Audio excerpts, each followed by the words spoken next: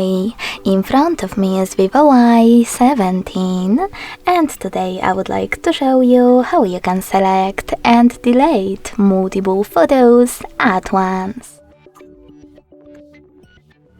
Begin by opening Albums app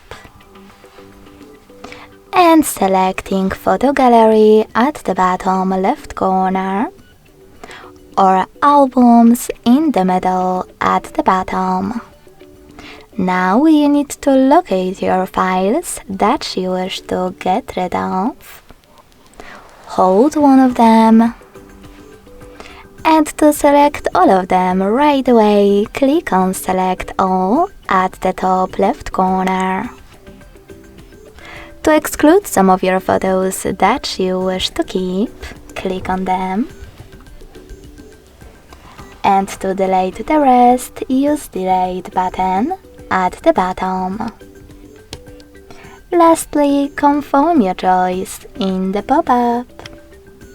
As you can see, after that, all of my selected photos were successfully deleted.